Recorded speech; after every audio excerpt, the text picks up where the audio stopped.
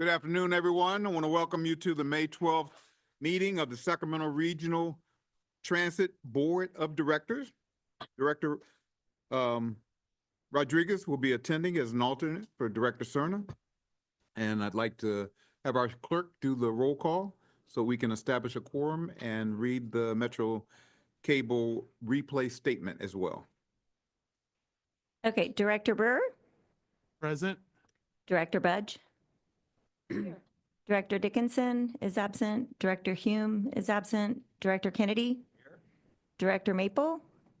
He's in the back. Is absent. Director Werba. Here. Director Schaefer. Here. And Director Rodriguez. Here. Director Singh-Allen. Here. And Chair Jennings. Here. With that, we have a quorum of 8 votes, and this meeting of the Sacramento Regional Transit District is recorded with closed captioning. The recording will be cablecast on Metro Cable Channel 14, the local government affairs channel on the Comcast and DirecTV UVerse cable systems. The recording will also be video streamed at metro14live.saccounty.gov. Today's meeting replays Thursday, May 15th at 9 a.m. and Saturday, May 17th at 2 p.m. on Metro Cable Channel 14. Once posted, the recording of this meeting can be viewed on demand at youtube.com/Metro Cable 14. Members of the audience wishing to address the board should fill out a speaker card located at the rear of the room and provide it to myself or Adam. Once the item has been called, no additional speaker cards will be accepted. Time allowed for public comment is at the chair's discretion. The timer will chime when you have 20 seconds and then again when your time is up. There was no written public comment for today's agenda. And that's all. Thank you very much. If you're able, please stand with me for the Pledge of Allegiance. Salute. I pledge allegiance to the flag of the United States of America and to the republic for which it stands, one nation, under God, indivisible, with liberty and justice for all.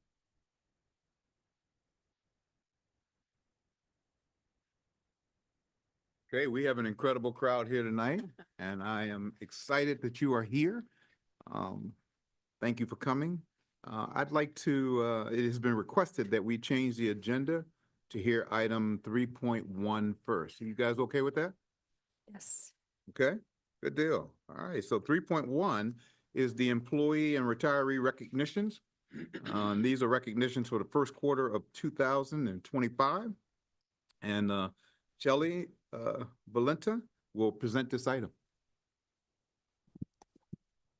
Thank you, Chair. Good afternoon, everyone. Shelley Valentin, Deputy CEO, and you can tell we have a full house today, and it's for a very good reason. Today is the first time we will be starting our employee recognition program for our employees of the year or the quarter, years of service, and our retirements. Employee engagement is one of our 4 guiding pillars, which is why we have regular events such as town halls with food trucks, holiday celebrations, and an annual Transit Employee Appreciation Day, just to name a few. Employee recognition is really part of our culture here at SAC-RT, and the results are evident from our high employee retention rate and average tenure, and our outstanding employee satisfaction survey results. We truly appreciate our long-tenured employees and recent retirees for their institutional knowledge, dedication, and commitment to the organization, as well as our everyday heroes, our superstars, coming from different parts of the organization who quietly do the work and play an important role in fulfilling our mission. We want to honor them today through our new Employee of the Quarter program. And we thank Chair Jennings, who at the beginning of his term told staff that he would love to see more SAC-RT employees being acknowledged during our board meetings, and therefore we bring our employee recognition program to you today, and we will start doing that at an annual basis, or every quarter, every year. So let's start with our years of service recognition.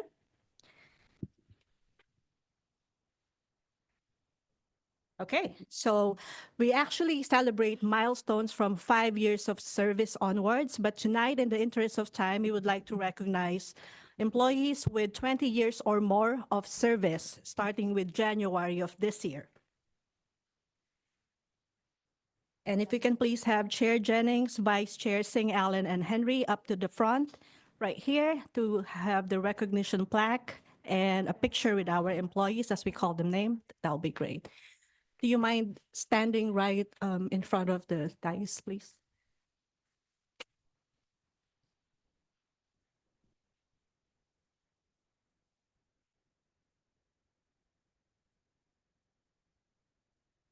Okay, so let's first give a round of applause to those names of employees who you see here from 20 years, 25 years, 30 years, and 35 years of service. And we have all invited them to be here tonight. Unfortunately, some of them actually took the time to be here, so we would love to recognize them. As I call on your name, please come on up and receive your plaque and have a picture with our chair, vice chair, and GM. First off, Sangeeta Arya, Senior Systems Engineer, 20 years. Where is our certificate?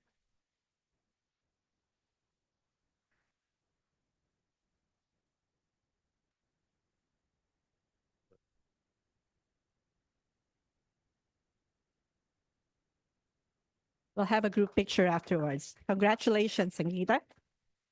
Second is Cosme Godoy Cornejo, a bus operator, 20 years.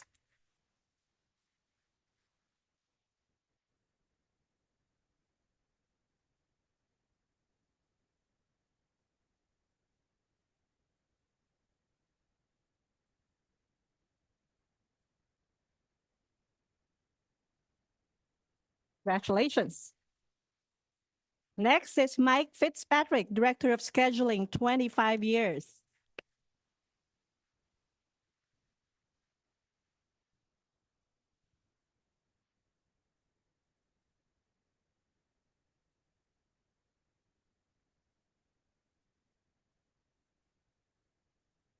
Thank you.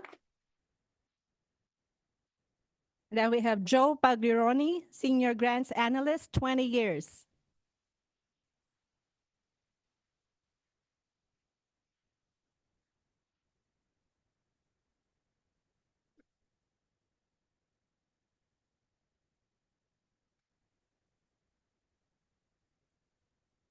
Then this name is familiar, Devra Selenis, VP Communications for 20 years.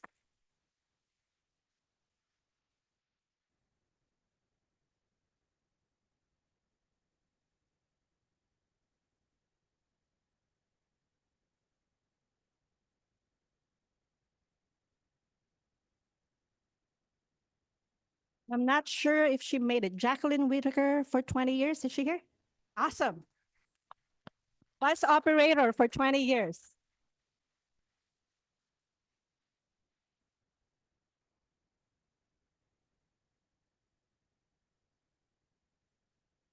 You could have everyone. And while we're doing that, I just want to give a special mention to an employee, Ahmed Morris, a bus operator who reached his 20-year milestone before sadly passing away in January.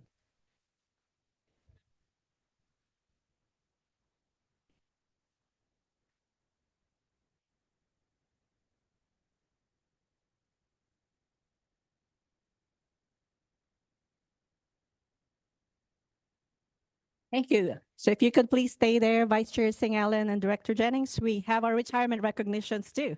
Where's Henry? SACRT also honors the following employees who retired during the period of January to March 2025 after 20 years or more of service to SACRT. Me, put their names out there. And here you are on the list. We have several of them. If you could all give them a round of applause. And we also invited them here tonight. Some of them are probably busy sipping their pina colada somewhere by the beach, but 3 of them are here. So we would like to thank them for taking a break from their retirement and joining us. First off, we have Michael Cormay, our former Director of Light Rail Maintenance for 24 years. Good to see you again, Mike.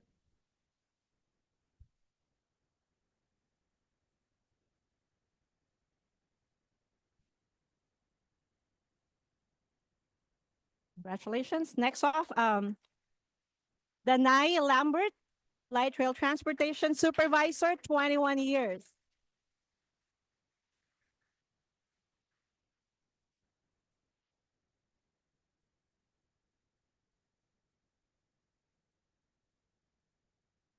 And then we have Tracy Windsor, who retired after 30 years as a bus operator. Unfortunately, he can't be here today, but his lovely wife is here to receive his award.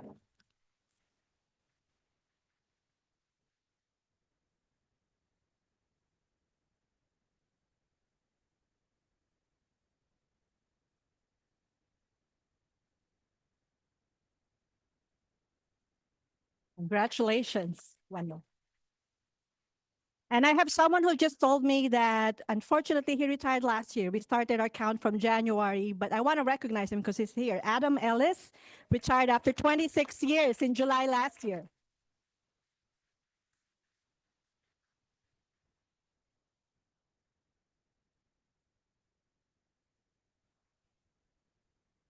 Right, just a quick group picture, please.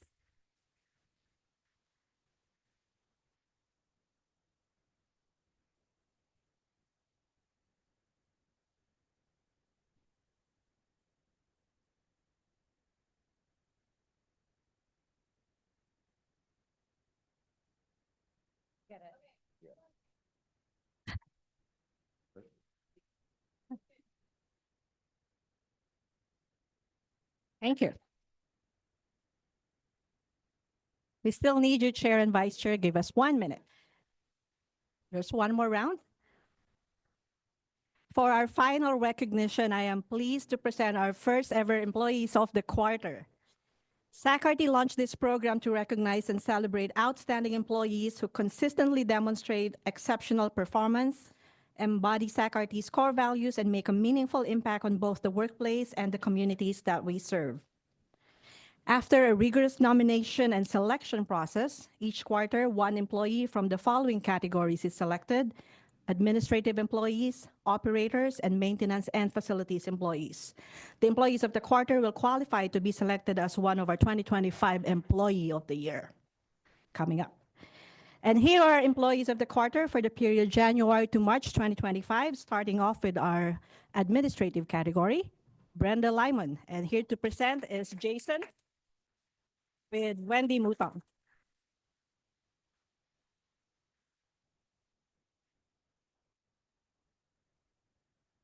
Brenda Limon has proven herself to consistently be an outstanding employee, but her efforts in the last quarter were truly exceptional. During payroll's busiest time of year and amidst numerous departmental vacancies, Brenda stepped up without hesitation or complaint to ensure that over 2,500 employees and retirees not only receive their regular scheduled payments, but also each of their tax reporting documents.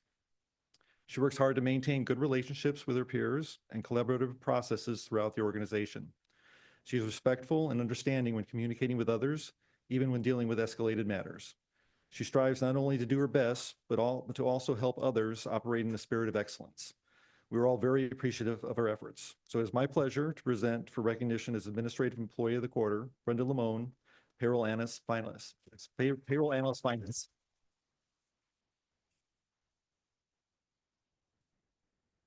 Please, you have to.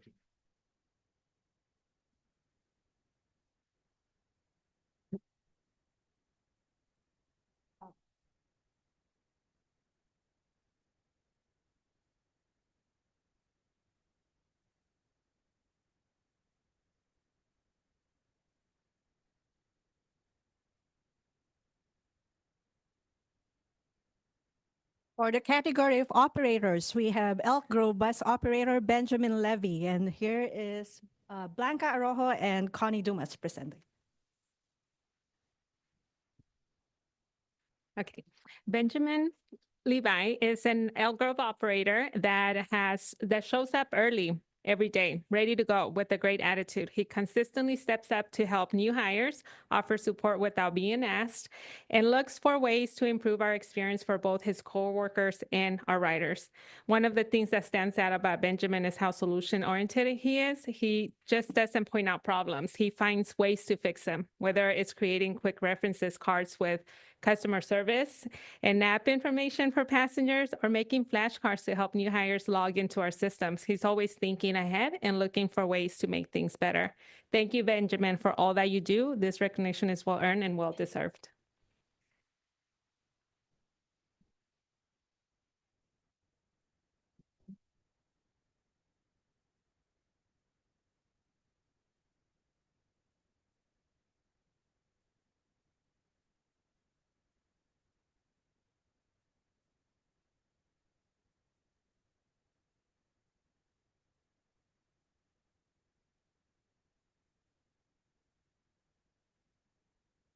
Thank you.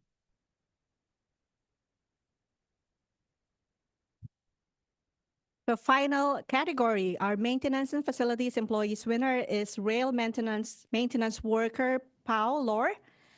Pao is very appreciative of the award, but he's a little shy. So we went to his workplace last night from his 8 p.m. to 4 a.m. shift, and here is the picture of him recognized with his award. And I think he also deserves to be recognized. So Blanca, if you could just say a few words. Okay. In the last quarter, Mr. Powell has recently really stepped up, taking on additional work and supporting several important projects. Whether leading crews or jumping in to assist where needed, he's shown that he's dependable and committed to the success of the team. He leads by example, he communicates well with his peers and supervisors, and offers guidance for his crew and works closely with other departments to help the job done. His strong focus and collaboration and safety has made a real difference. Even though he couldn't be here today, we want to recognize his contributions and thank him for the positive impact he continues to make at SACRT. Thank you. Thank you. And that concludes our employee recognitions. We'll see you again in the next quarter.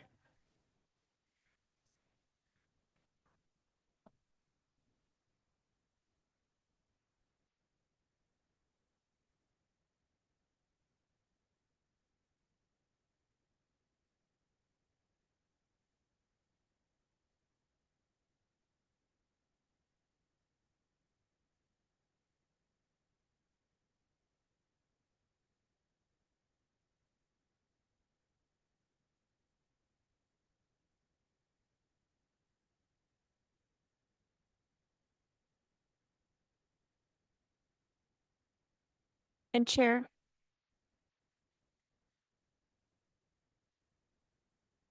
Okay, we'll wait a few minutes while the room is being cleared.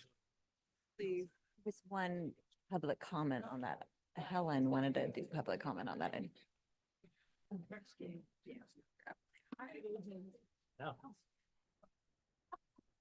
Chair Jennings, Yes, please.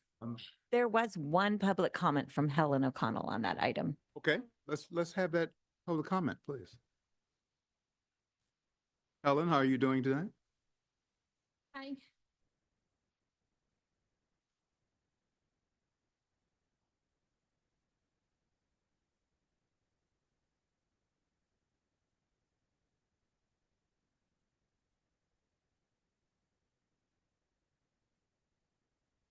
Good evening, board and members of the public. I am very appreciative of the recognition for all the hard work that people have done for this organization for 20 plus years.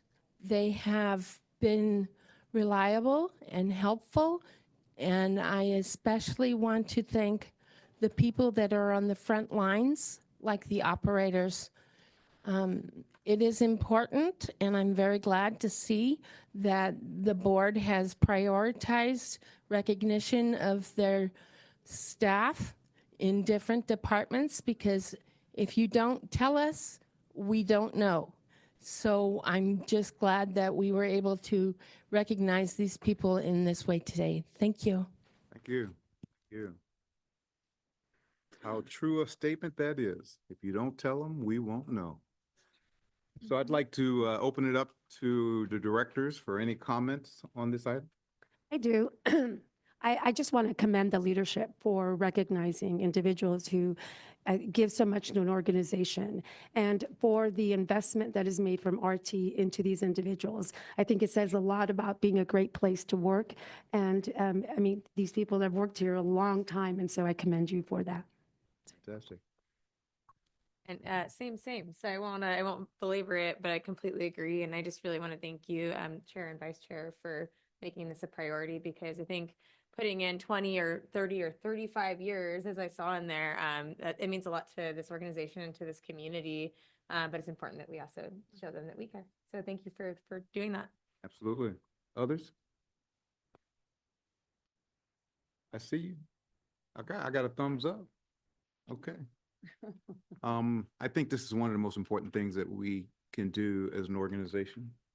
The foundation of Sacramento Regional Transit are their people.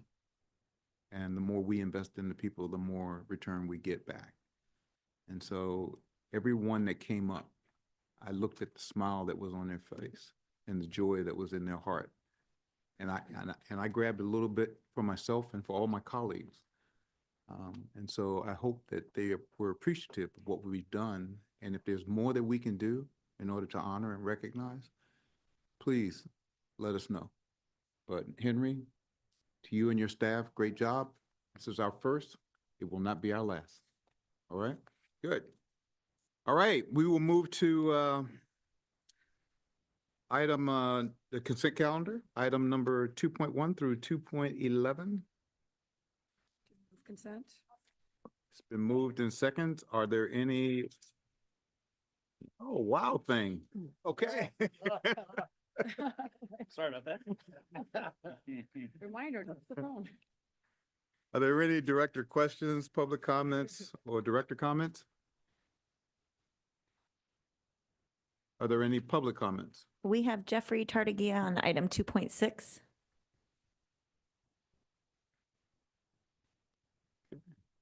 0.6, we'll take that now if Jeffrey's still here. He went that way. When they started the employee recognition.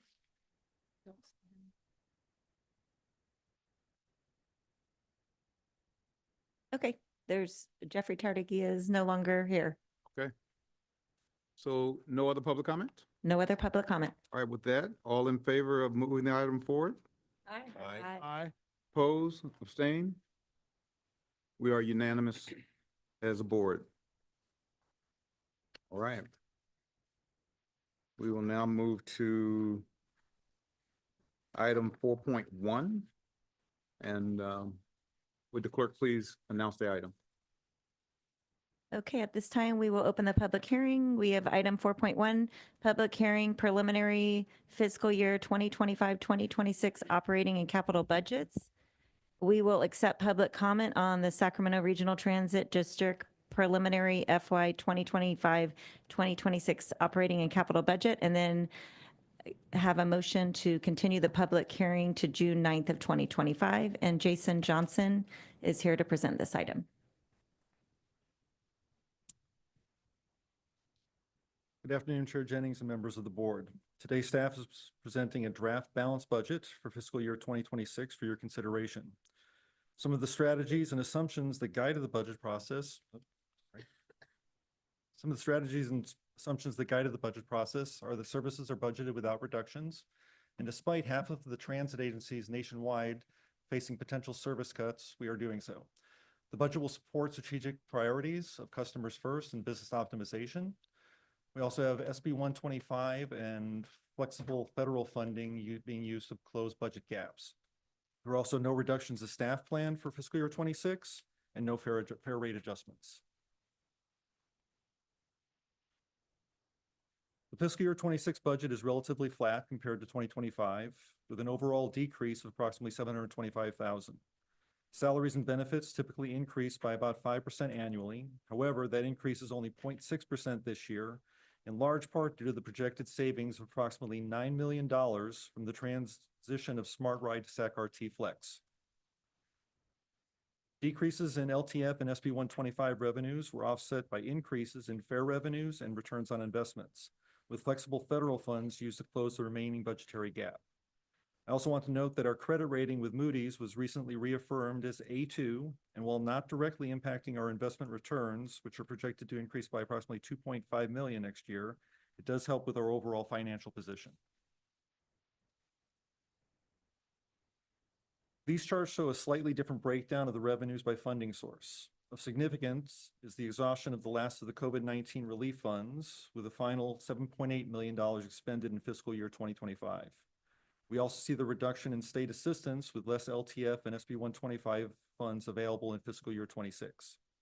While the distribution of funding is generally consistent from year to year, this has created a significant shift between state and federal funding as a percentage of total operating revenues. And we are now using more of the flexible federal funding to close budgetary gaps, as I have noted. Each year, staff provides a summary view of our service delivery breakdown, primarily to show that the majority of the operating budget goes directly to operations and falls within industry standards. Historically, we've been between 75 and 80%. Also of note, over a third, $25 million of the administrative costs is related to insurance expenditures, which is a slight reduction from the FY25 budget and highlights not only the efforts of the risk management team, but the entire organization. For the April and May draft budgets, staff typically presents only the capital budget additions. However, a full listing of all currently approved capital projects is included in the budget document. This year's additions total $53 million, with the majority related to light rail projects which have already been funded. These additions will bring the total approximate cost of all approved capital projects to $2.08 billion, with approximately $1.3 billion funded at this time. Over the last few years, we have viewed the regional economy as stable, but we have recently changed the outlook to uncertain based on the most current data available and a projected slowing of growth in the economic region. The Sacramento area GDP has increased each year since the pandemic. However, overall California GDP is expected to grow by approximately only 2% in 2026, compared to 6% in 2024. Our fare revenues are projected to grow, especially as more state employees are returning to the office. Additionally, as part of the comprehensive operational analysis in process, one of the goals is to improve our fare box recovery ratio to support long-term fiscal health. Staff continues to work on the budget throughout the year to ensure SAC-RT not only has sufficient funding for operations, but also to maximize the outcomes of all expenditures. Today is the first of 2 public hearings, with staff bringing the final proposed budget to the board for adoption at the June 9th meeting. I want to thank the board for their guidance, Henry and the executive management team for their innovation and support, staff throughout the organization for their collaboration during an oft-challenging budget process, and the public for their engagement and feedback. I also want to recognize the exceptional efforts of our budget team and all of finance. That concludes my presentation. I'd be happy to answer any questions. Thank you very much for the presentation. We will entertain questions and comments from the public first. We have Jeffrey Tartagia. Jeffrey Tartagia, an advocate, RT ambassador, and various other things. I want to thank for in the budget that you included both the percentages and the dollar amounts. That was appreciated from last year. That is there for as far as the numbers and everything else. 2 things I don't note is where is dealing with the amount of bus, should we say, what is it called?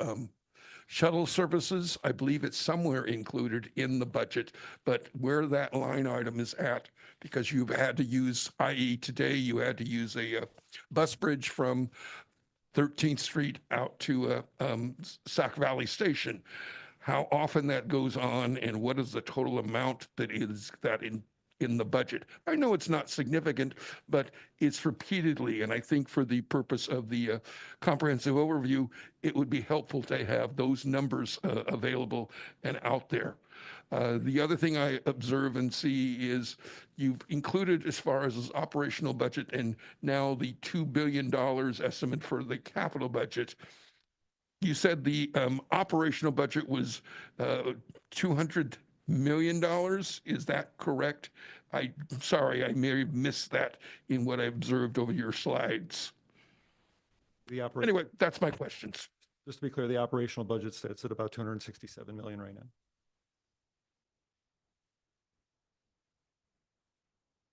Next, we have Dan Allison.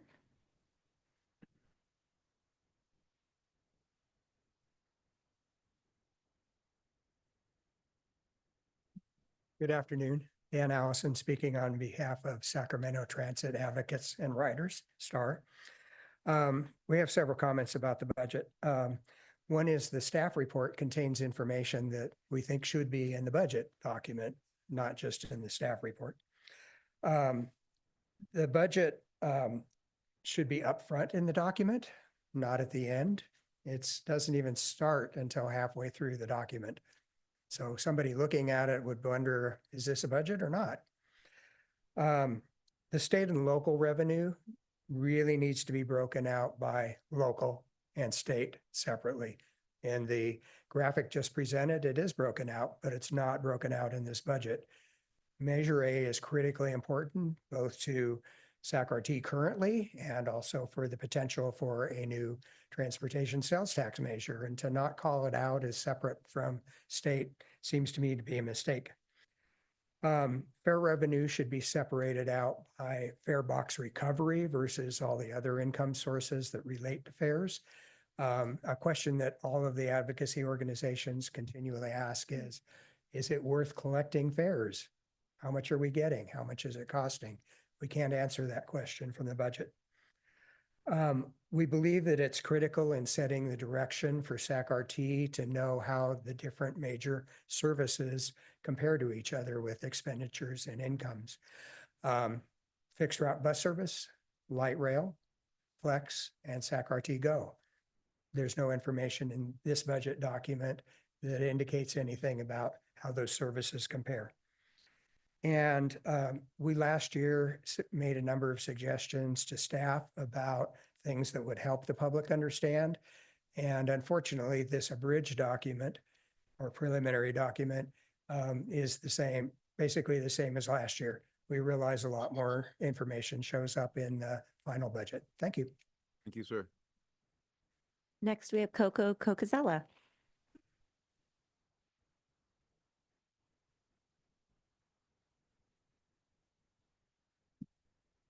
Hi, Coco Cocazella, also Sacramento Transit advocates and writers. I'm focusing more on the capital portion of the budget.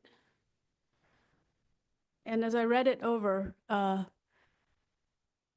I'd like to echo something that Dan said, first of all, which is there's not a lot of information, and you'll see what I'm thinking as I speak more about how to produce actionable and reasonable recommendations as to how you would do risk management should something not go right in the capital budget. So, meaning getting funding. So I'm wondering whether it would be great next year to just skip to the final budget and not do this kind of preliminary one so we could get all the information up front and potentially not ask questions that will be answered. When I read the document, I see a lot of tallies of budgets that things that are funded, things that are going to get funding that is expected, and also TBD. The TBD column for active projects is about 200 million. So when I look at that, I'm thinking, again, risk management. How are we deciding, so should something go wrong in that TBD column, what we would cull? I don't get a sense of the prioritization of these projects for capital, and that would be great. I think one way that we get a sense of the prioritization is to have for each line item a little blurb, and some of the line items do have blurbs, not all of them. I think it should be more formulaic. How does this line item tie into the strategic goal of the organization? What have we spent already? What would happen if we had huge allocations, but we're not able to finish getting the allocations that are required for this project? Time is up. Okay. I'll finish that later in the next comments. Thanks. Thank you, Coco. And next, we have Helen O'Connell.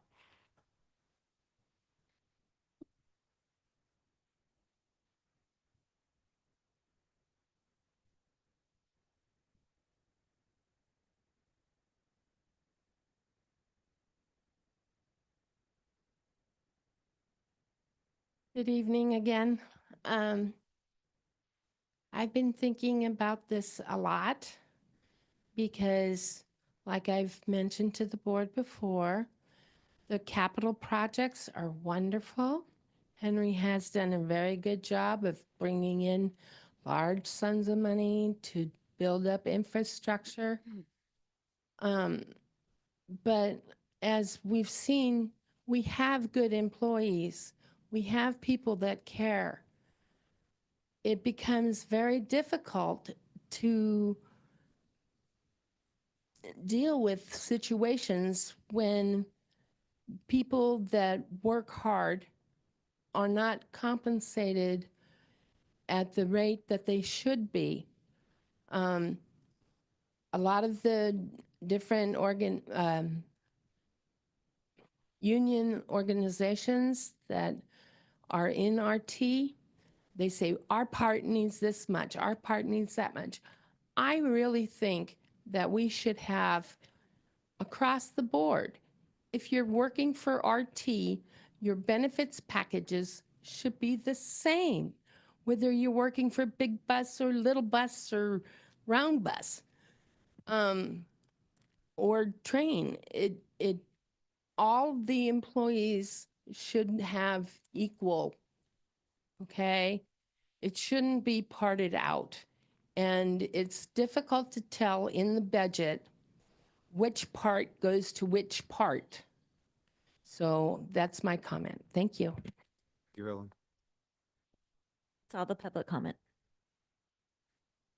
Like to move to our directors for public comment or questions? Director Dickinson. Thank you, Mr. Chair. I just had a question on the capital budget. I'm one who for many, many years has been an advocate for real-time information at our stations, both actually on our shelters, buses and rail. And I don't see that. Is it here? And I just didn't. Yes, I'm going to. Can you tell me what it's under? Because I couldn't spot it. Okay, we're looking. Yeah. Okay. No, it's going to out for bid for the project. Ooh. So the funding is there. Okay, I trust you, but where is it in the? She's looking. She's Okay. looking for. Okay, all right, thanks. You're welcome. Okay, while we wait on that, we'll go to other directors. Director Maple. Thank you, Chair. And just want to appreciate you for the presentation. And I heard definitely agree with some of the comments that I heard about making sure that there's the information in there so that the public and us, we can make the decisions and understand what's happening. I know this is preliminary. And then I also heard, oh, maybe we just do the full budget at the end. And I think this is probably, I've only been on here for 2.5 years or so, but I'm sure there's probably a long history of the timing of when we release certain budgets and what information people want to see at what time. And so I know it's an iterative process and just really appreciate how transparent RT and our staff is about bringing things forward and allowing the public to be able to weigh in at all steps in the process.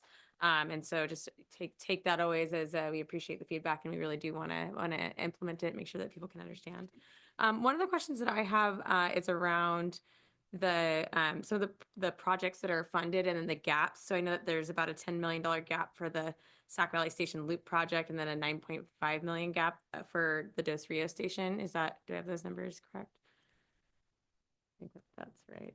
Yes. I know I just really appreciate those being priorities in the budget. And I know that this body cares about those, but my question is around the SB 125 funding and how, if there's a plan for the unfunded or the money that's going to SACOG for SB 125, that remaining fund, could that be used potentially for those project gaps? We're in discussions with SACOG at this time. We've got the allocation for next year, and then we've got a preliminary amount that's being allocated to the following year for operations. That additional funding can be applied for. That hasn't been decided. So we have an opportunity to apply for it for certain projects, but then it'd be competitive process most likely. Okay, perfect. Well, that's good to know. And I just want to say it out loud from my perspective that I think those are two really important projects and would love to see those be projects that we maybe bring forth for some of that funding. Thank you. Any other directors? Good. Okay. With that being said, this item is to accept the public comment tonight and to take a motion to continue to the public hearing on June 9th, since this is a hearing that requires 2 meetings. Is that correct? I'd be looking for a motion. Second. Have comment? Yes, Mr. Chair, I just wanted to say, we have 2 or 3, public community leaders mentioned about the details, of the budget. Those details are actually in the document, there's how many pages? But 40-some pages. However, the format may not be exactly what, our community partners, they would like us to do. So we're going to take a look at this, how we can, can we change based on the format, the regular standards? So, yeah, just want to say information is there, just to how we present the way. Good. Thank you for that, Henry. Might I suggest that you specifically reach out to Mr. Olson since he seems to have some very specific ideas? Absolutely, yes. Yeah. And then also, well, most of the questions have the opportunity to be answered before our next meeting on June 9th. Yes, definitely. Quick question. Mhm. Have we received any emails or anything or any other concerns from the public outside of the comments we heard this evening? So far, no. So for formatting, my suggestion is to make sure that, with all due respect, I appreciate feedback on formatting, but then will that trigger something else? We can look at that. So just be mindful that, That's standard as the formatting requirements. Correct. But for the information communication with our public, members, we need to be mindful how we can, better. yeah, we want it to be transparent and something that's very easy to understand. But then also be mindful of how you choose to present it. Thank you. Thank you. So I'm looking for a motion to accept public comment we've received today and to continue the public hearing to June 9th. Second. Moved and seconded. We had our motion. Any questions? We did. All right, we got you. All right, I'm He agrees. trying to get to the first one. Who had the first one? I did the All right, first one. cool. All right, so however the clerk writes it down. I have That's it the as correct one. Director Singh Allen and Director Budge. There you go. All right. All right. All in favor, say aye. Oppose, abstain. Let the record show we are unanimous. Thank you. Next item, please. The next item, public addresses board on matters not on the agenda. We have Jeffrey Tardagia. Jeffrey Tardagia. As an advocate, what I want to, in complimenting whereas you had it dealing with employees through here, this morning I had trying to take a trip on the 88 bus. And your system now, new layout said there it was scheduled. Fortunately, you picked up a driver, so I was able to get to my destination, not waiting another hour to grab onto the bus. I want to express an appreciation for that, thankful of filling in. Also finding out where the bus cancellations are occurring at and getting that understanding. Now, the other thing also happened is apparently on the bus route number 11 and the bus 13, if I understand correctly, you've now made an adjustment which detours around a bus stop. This is again something I learned from your drivers, and I'm not sure how you are transmitting that to the ridership for those two bus routes. I believe you may have put apps out there. I just would like to confirm that, because what also last year observed in the hottest month we had one, should we say on the 51, should we say cancellation of a, should we say, wheelchair occurring every single day in the month of July that we had that. I don't know whether that's going to be maintained this year or not, but it's something that I consider is important, that you consider in the future what is going on and happening with your ridership. Also want to complain for the last 30 seconds here is you just did a bus or a survey I picked up on the light rail. It didn't answer the question about whether you had wheelchairs aboard, and it didn't specify what type of people Time is up. are riding.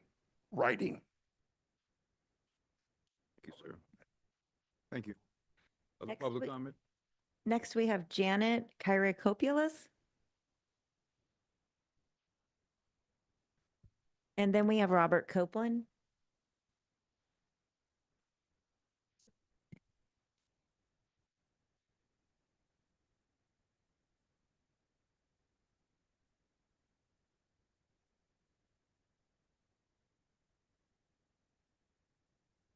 Good evening, Janet.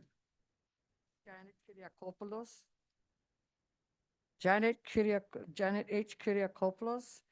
And I'm very grateful for the operators that on the RT bus and the light rail.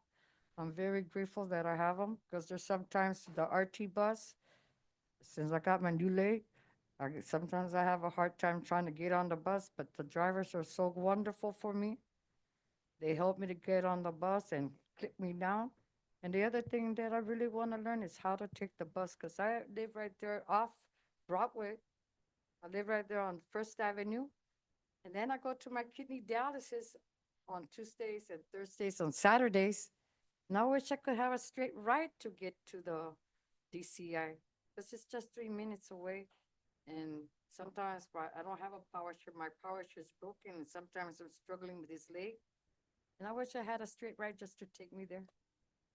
I know I go with a parent transit, but a bus that goes right there down I take the 68 and I get off right there on the 38.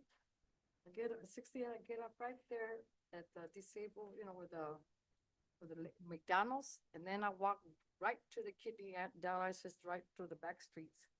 And I wish I just had a bus that just leaves me right there in front of it, instead of going all around my triangle.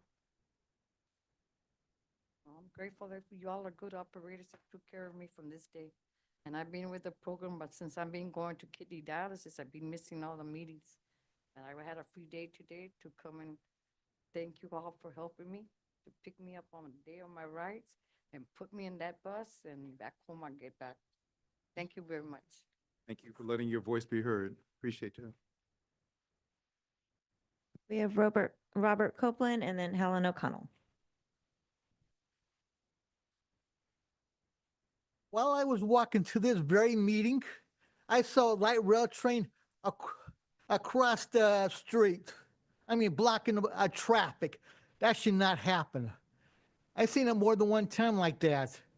The other time was on J Street, one of the busiest streets in downtown. That's not acceptable to me. And also, if we had like a sales tax increase, I'd like to see more buses run later, more bus routes, cheaper fares so people can actually be on the buses. Because I heard Highway 50 and sometimes it is a madhouse to navigate that highway. And also, parking downtown is terrible. Thank you. Thank you. Ellen?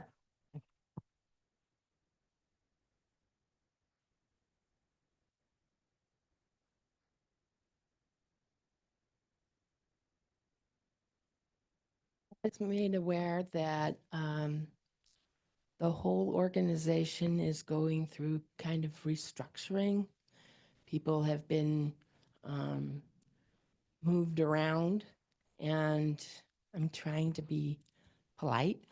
But during that transitional phase, what do people do that used to be able to pick up the phone when the first line of defense wasn't working, the second line of defense wasn't working, and then we had to go to the third line of defense just to get emergency information to find out, how can I get this ride if they've canceled the ride 30 seconds before I got on the bus? I have a very specific thing, so I'm going to try to generalize it. The infrastructure at RT right now is changing rapidly, RT-GO specifically. And we need public information better disseminated so that we'll know what the hierarchy is. I mean, yes, you deal with the dispatchers and then we can go to their supervisors, but who's next? Everything got changed and the information's not out there.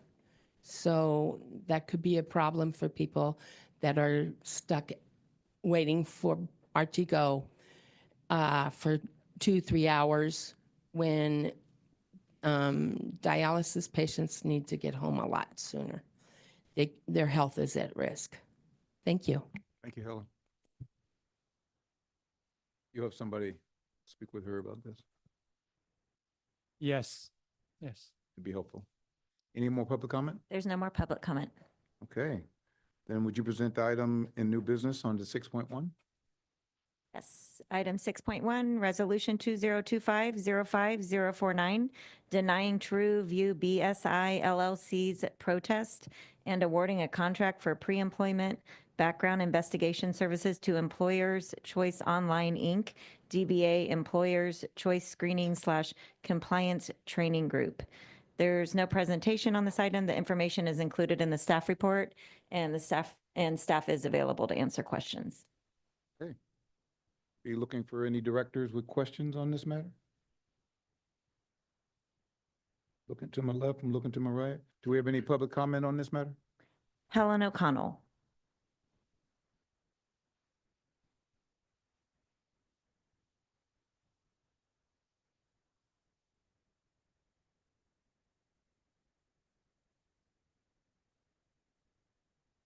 Sorry, I forgot about this one. I'm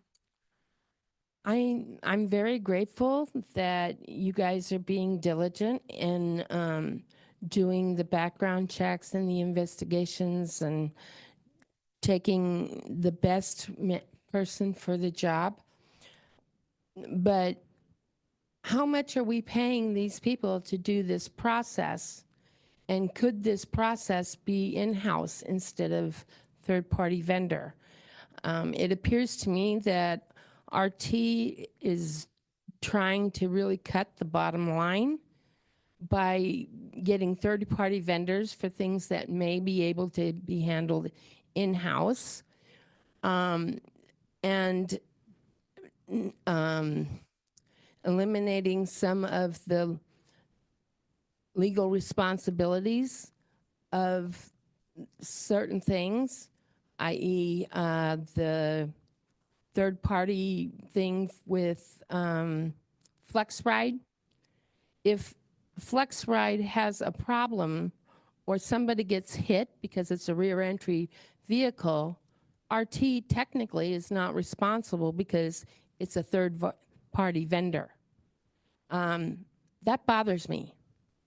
I don't know, a rear entry vehicle is unsafe because the people have to go out into traffic with assistive devices to get onto the vehicle. So, and third-party vendors have different insurances and requirements. Thank you. Thank you. That's the only comment. Directors, any comments or questions? Seeing, move that hearing none, we- is there a motion? I move that we adopt the resolution 2025-05-049. Second. It has been moved and seconded. Without any further questions, all in favor, say aye. Aye. Oppose, abstain. It is unanimous of this board. Okay, let's move to item 7.7.0, the 7.1, the general manager's report. Good evening, Mr. Chair. Yes, sir. And the public. Thank you for joining us. And let's do the presentation. Where's my pen? Okay. Next one. I'm going to cut this short, so I'm going to skip some slides. Next one, please. Next one. Next one. Okay, here. So last week, as part of the Sacramento Capital Cap delegation, SACAD had the pleasure of participating in some advocacy meetings in Washington, D.C. on Monday. Chair Jennings, Director Brew, and Director Robert, Deborah and I met with FTA new acting administrator. We are the second transit agency to meet with him, and he's just on board. And also we met with Executive Director Matt Weber. We had a truly wonderful discussion. It was scheduled for 30 minutes, but the administrator gave us over 45 minutes. And really thanks to, next slide, please. Congresswoman and her team's guidance and instruction in the preparation of this two-page document, which we went through with FTA. The FTA team was very impressed with our right-free program and other achievements, and also gave us excellent feedback. Chair Jennings and Director Bro and Robert made some very excellent speeches or comments by emphasizing how SACRT has effectively united the region in a bipartisan and collective manner. Because of this very positive discussion, the new administrator indicates he would like to visit Sacramento in the future after he gets settled in. And this is a very unique time. We need to build even better partnership with our FTA because the funding, future funding actually is very uncertain. Then next slide, please. I'm not going to do these slides, and we share the actually two-page document with our board members here. Last Monday, the meeting was FTA. Then on Tuesday, we had the opportunity to meet with the White House. Chair Jennings, Vice Chair Shin Allen, Director Schaefer, Broer, and Robert, along with Supervisor Richard Desmer and a very famous affordable housing developer, Michael Johnson, all attended this meeting in White House. We met with Christine Glasser, Special Assistant to the President for Intergovernmental Affairs. Actually, our Board Director, Pat Hill, met with her about 3-4 weeks ago. And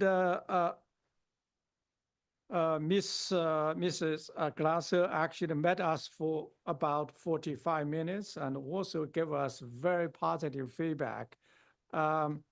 Because we just shared that two-page document. We let them know we have been focusing on efficiency, public trust, safety and security, promoting family, and investment on big, beautiful projects. On both Trump first term, President Trump first term, and President Biden's term in the last 8 years. And they are extremely pleased with our presentation or the document. And we really want to appreciate the audience with the White House and the opportunity to discuss the important role transit plays in our communities. I really want to appreciate all board members for their tremendous advocacy and leadership to promote SACRT and this whole region. If you recall, 2 years ago, we met with FTA. We got a $45 million award. Last year, we met with FTA. We got a $77 million award. And hopefully, we can see some award this time. So that is the cap to cap. And this is a couple other meetings we attended. With that, I'm going to skip other slides, finish my report. Yes. So yeah, for all those who had the opportunity to go to cap and be involved in these meetings, I'd love for you to say a couple of things. I think it'd be good to speak. You want to go first or? Yeah, go for it. I do appreciate you giving gratitude to the board members. It was a pleasure to be there on behalf of SACRT. But I do want to say that you guys made us look good with your document that you prepared, having our speaking notes, coordinating all of us to speak on certain items. Well, we all want to take credit, but I really want to give you guys back the credit. We were very well prepared and you created an environment for us to shine. And I think for SAC-RT to shine.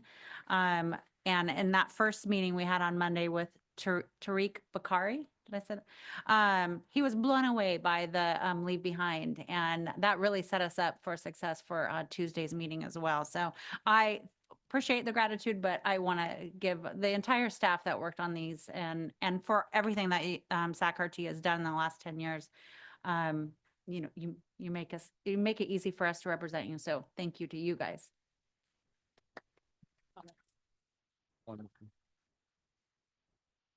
Thank you, Chair. I'd just like to echo Director Robaugh's comments. Henry, you really have done, I said this in the meeting, and I just want to say this out loud in front of everyone, an amazing job. Really, bring the fiscal responsibility to this organization is tremendous. And obviously, I know you don't do it yourself, but you have a team and you've assembled a team, and that makes us look good. And so I can't tell you how much I appreciate that. Outstanding. I suppose I'll go next. Thank you. Thank you, Henry, for indulging me to begin with. When I had this idea of, we should really be reaching out to the White House. We want to show bipartisanship. We want to show a better way. The country is divided, but we want to show that our region, regardless of political affiliation, we can work together. And this is what government efficiency can look like.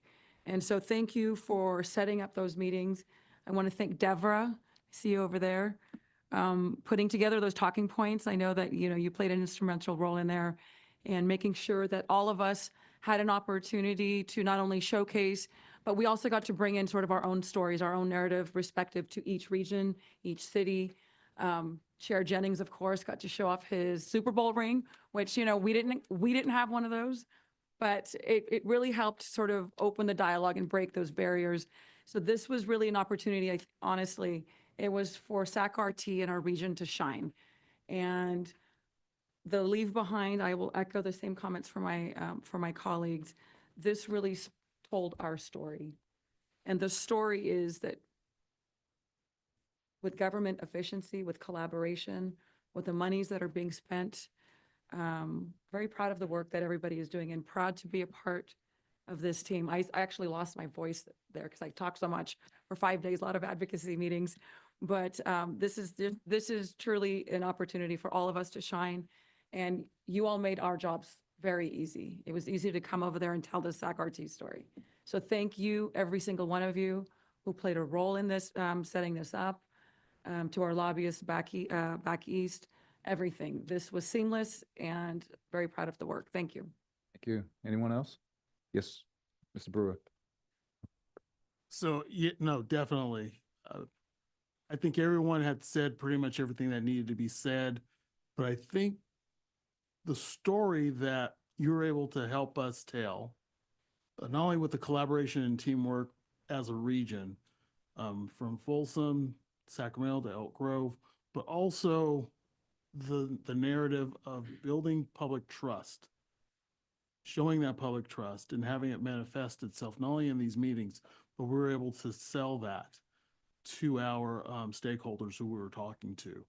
I think that was part of the reason why Tariq Bakari was blown away in the initial meeting. And in our meeting that we had with Christine Glassner on the second day, I think really helped crystallize everything and really set in the moment of why we were there. And for each of them to say that the Sacramento RT story really can be a blueprint, a standard for all of us to follow for other transit agencies really is a great starting point and something we should definitely build upon in building our relationships with Washington, D.C. The entire RT team should really be commended, and definitely our Washington, D.C. representative, Julie Minerva, for making sure that we stayed focused and stayed on message was definitely a high point. So I definitely thank you, Henry, and thank the team for putting us in this position to win, because it was an all-around team effort. Thank you. Mr. Chair, can I add just one comment? After these two meetings and we got some feedback from FTA, they told me, Henry, you have the best board in the industry. All right. Can I have a couple more? Yes, please. It's true.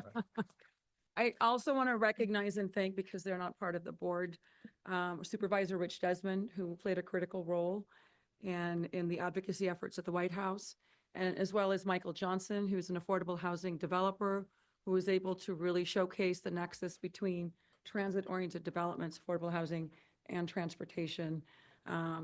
In the city of Elk Grove, he actually is developing the largest affordable housing project in our city. And it was great that he was able to attend the meetings and really be able to coordinate those efforts from all of the different aspects from affordable housing and transportation, which sometimes can get lost in the discussion. So I just wanted to recognize two other team members that are not here, but played a key role in accomplishing our goals. Thank you. And I'll close it out. We did build public trust. We did work well together. Michael Johnson was a teammate of mine at the University of Maryland on my track team. I ran the first leg, he ran the second leg. And so it goes all the way back to the 1972 through 76, the friendship that we have together. But we represented you well. And I just want you to know that because of the leadership of Henry and his entire staff, how well prepared we were, we represented you as a region and we represented you well. And when I say that to you, when I can't find anything wrong that we did, I feel like, you know, we hit the nail right on the head. And so I was very proud. I'm from Washington, D.C. That's my home. I go back there to see friends and family. And so to be able to go back and be able to have the impact that we had in the White House and at FTA, I mean, man, I had to pat my own self on the back. So anyway, it was, I just wanted you to hear what an incredible experience it was. And I'm confident that the results will come through for us based on the presentation that we made in front of all of those that were there. So again, thank you. A round of applause, please. Okay, next item, please. There's 4 public comments on the general manager's report. We have Jeffrey Tartagia, Robert Copeland, Helen, and Coco.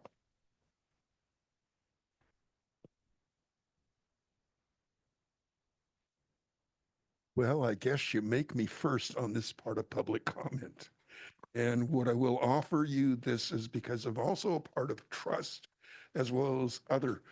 We have done a number of things here in Sacramento that is not replicated across the country. So I hope both the MAC and the other elements, so it's not just the financial aspects, but the rest of the aspects that get transmitted around.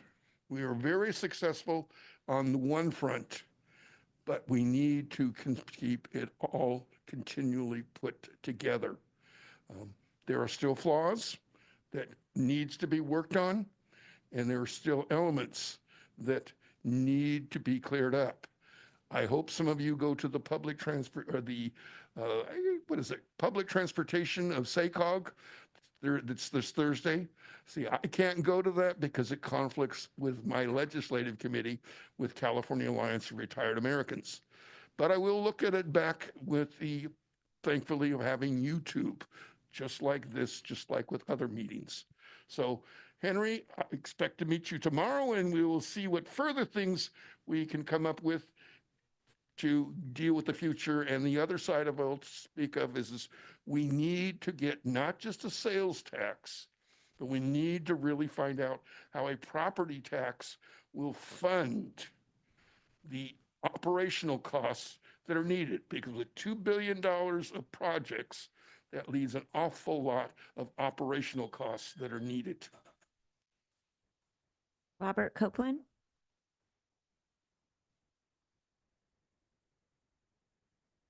I am surprised it went very well because I don't trust the White House, tell you the truth. Also, can we get a copy of the league behind you that presented to the FTA? Okay, thank you. I'm sure Jeffrey wants one too, maybe Helen, and some other people. And next, Helen O'Connell.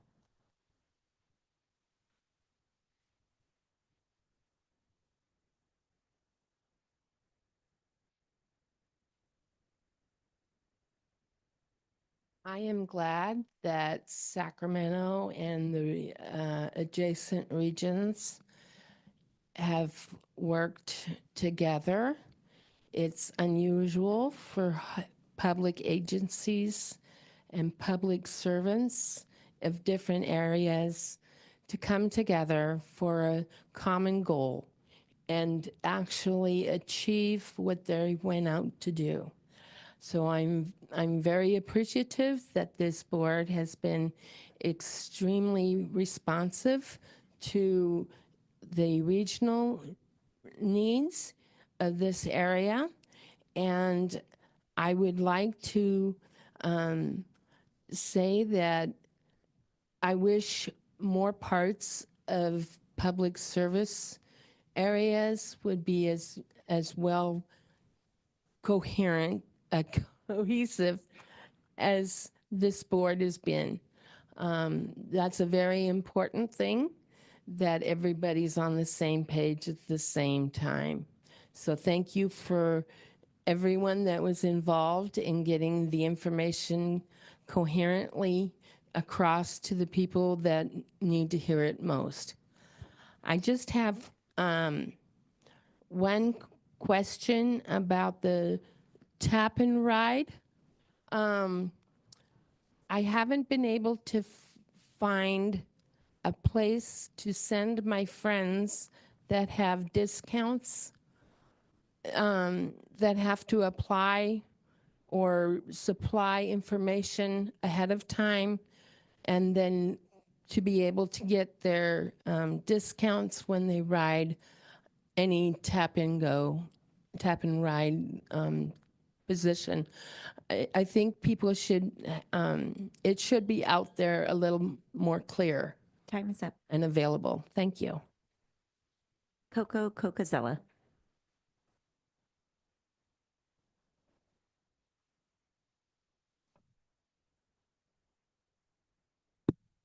Coco Cocazella. Yeah, so I heard a lot of interesting things here tonight. Directors who brought up the idea, the notion of building trust.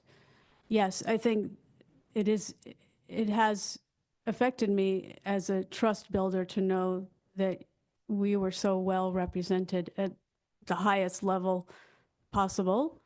It will also help someone like myself who's very detail oriented to think also more bottoms up. So Henry, in reports, I'd love to see, and this is sort of where I was trying to go with the budget risk management, knowing where we're at kind of thing. In the reports, I would love to see also bottoms up things like for project A, when you give a project report, how much have we spent?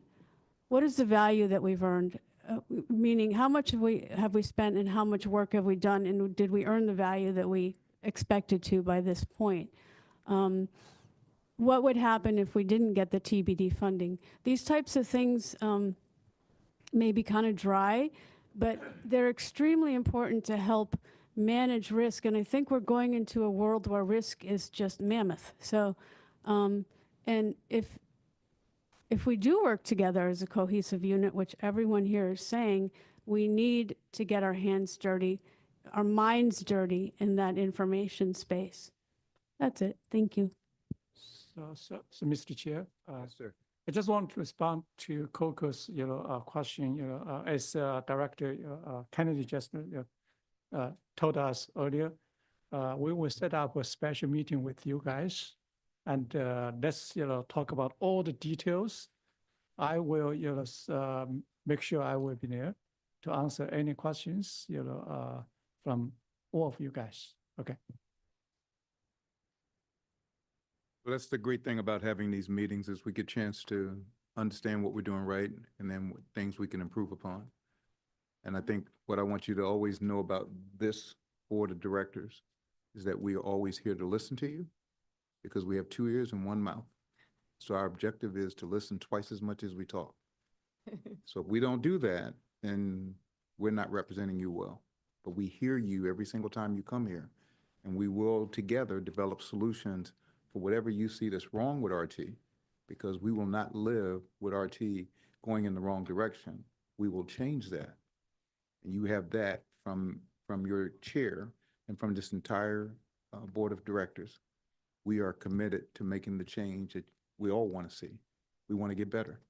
So thank you for pointing out the things that you think we can do better. I appreciate that. Okay? So anything else on this agenda? So we have item number 8, reports, ideas, and questions from directors and communications. Okay. I want to share a little bit about a trip in Cap to Cap. I was able to go with SACOG to Alexandria, Alexandria, Virginia. And it was a one-day study mission on infill and the revitalization projects in suburban communities and commercial corridors. And we were able to actually use the metro and go to areas where they have, transit and the housing that gets built around transit. And so I know Sacramento region is focusing on that, but to actually go out there and experience it and see it and walk it was really, to me, very profound. And one of the cities that I really enjoyed was the city of Falls Church, which, what was it? It was how they grew the cities, but also utilized BRT. And is that bus rapid transit? Yeah. And so it left me coming back with an interest to want to learn more about this in communities, because I've had many conversations with many of you that we continue to grow and we continue to develop, create development communities. However, we're not filling in that transit. And so it makes it very difficult to incorporate transit once the development's already done, as opposed to create transit as the development is being created. So it was a great experience. I really enjoyed it, and it made me just want to come back and really learn and be a part of how do we make that happen in our in our communities. Thank you. That's it. It's great. Others? Okay. Next, we have 13.1, our closed session item, public employee performance evaluation pursuant to Government Code Section 54957. And this is for the general manager, CEO. And we do have one public comment on that item from Jeffrey Tartagia.